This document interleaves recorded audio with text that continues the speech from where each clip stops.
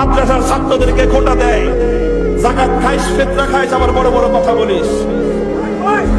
কথা বলেন।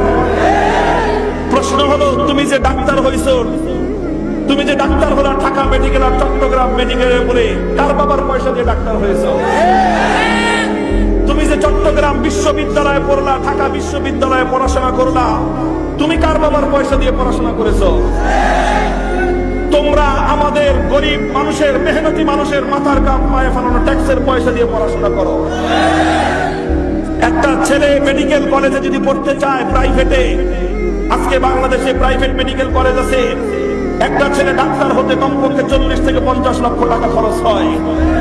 আর সরকারি ভাবে, সরকারি মেডিকেলে পড়লে তার 1 পয়সাও খরচ হয় না।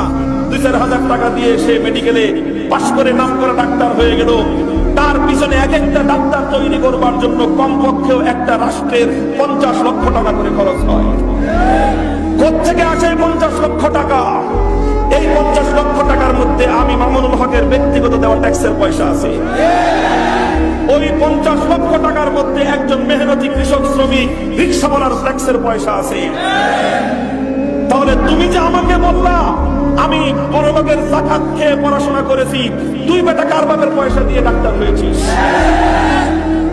তোমাকে আমি অভিযুক্ত করতে চাই না, কারণ তুমিও আমার সন্তান, তুমিও দেশের সম্পদ দিয়ে শিক্ষিত হয়েছো, ডাক্তার হয়েছো, আমি তোমাকে অনার করি।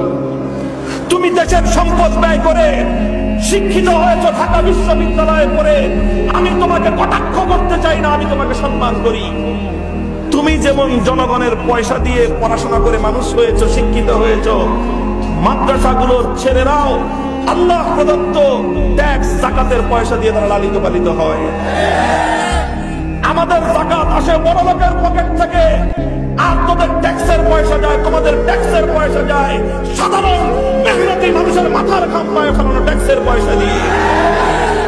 তাহলে তুমিও আমার পয়সা দিয়ে লালিত হও, আমিও তোমার পয়সা দিয়ে লালিত হই। তুমি যদি আমাকে কটাক্ষ করতে আসো, তাহলে আমিও ইটের জবাব পাথর দিয়ে দেওয়ার জন্য প্রস্তুত।